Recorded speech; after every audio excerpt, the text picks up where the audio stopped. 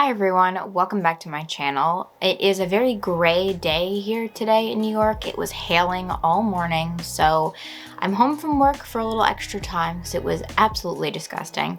All of that to say that the lighting situation is a bit strange because I have little to no natural light. So just excuse that, but today I just wanted to dive into the books that I'm planning to read for March.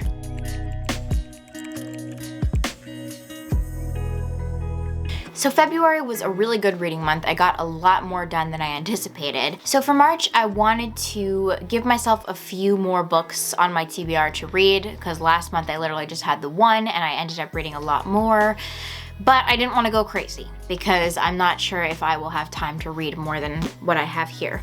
Also, I have a book club every single month at my job and we haven't chosen the book club book for April yet, so I will need to read that as well in March. So I don't know what book we're going to be choosing for that, but I will have at least one more book that I have to read. Alright, so first of all, I want to talk about the two books I'm planning to read for my rereadathon. So I already announced the rereadathon. I will link that below and I'll put a card right here. And I talked about what books I'm planning to read, but I'll just briefly mention them because I have to read them in March. The first is The Phantom Tollbooth by Norton Juster. This is a childhood favorite book of mine that I really want to give a reread because I haven't read it in quite a while, and I would also love to rewatch the movie. So that is the first book that I want to read for the rereadathon. And then I also want to reread Hysteria by Jessica Gross. I've talked about this book so many times on my channel, and I feel like it's time for a refresh on this book because as much as I talk about it, I forget so much of what goes on and the writing, etc. And I really want to go back to it and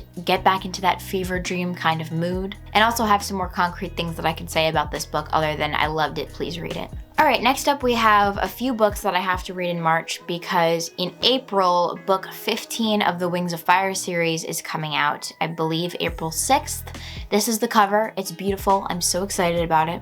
But my fiance and I are trying to reread the entire arc 3 of the Wings of Fire series before the new book comes out. So that's 4 books, and we already read the first book in the 3rd arc, so that was book 11, but we still have to read books 12, 13, and 14 before the new one comes out, and we haven't left ourselves much time because we have to read these 3 books in March. All of that to say that I have 3 Wings of Fire books on my March TBR. The Hive Queen by H.T. Sutherland, this is book 12. Then we have The Poison Jungle, which is book 13. And this one I only have in hardcover, but this is The Dangerous Gift, which is book 14. So these all need to be read before the new book comes out so that we can have a refresh on all of the events of the books and where we are in the plot and with the characters, etc. So that way we know what the heck is going on when we read the new book. Alright, I know this is kind of a short video, but the last 2 books on my TBR are both from the kind of sad girl category. So recently someone over on Instagram set up a little community of a bunch of readers who really loved like sad and gross women books, and I'm honored to be a part of the group. It's so much fun. And a few of us ended up deciding to do a little buddy read, and because in the US, New Animal by Ella Baxter just came out, I recommended this for the buddy read and a few people were totally down for it, so we're going to be reading this in our little book club group. This is a book that I had seen online on Goodreads, etc. for so long and was anticipating it. I pre-ordered it. It sounded amazing. So it says Amelia is approaching 30 and her closest relationships other than her mother are through her dating apps. She works at the family mortuary business as a cosmetic mortician with her eccentric stepfather and older brother. When Amelia's affectionate mother passes away without warning, she is left without anchor. So this book is about a sad girl who uses sex and obsession to cope with her sadness, and it sounds right up my alley, very similar to a lot of the books I have read recently and the books that all of us in the community love to read. So I think this will be a really good book club book for that group. I really prefer the other cover that's been going around. I'm not sure if it's the UK edition, it might be. I love this cover so much more. This cover, but either way, I'm very excited to read this book, and like I said, it'll be a really good book club book. And then finally, this is sort of a hopeful, I'm not sure if I'm gonna read kind of book, but I hope I get to read it.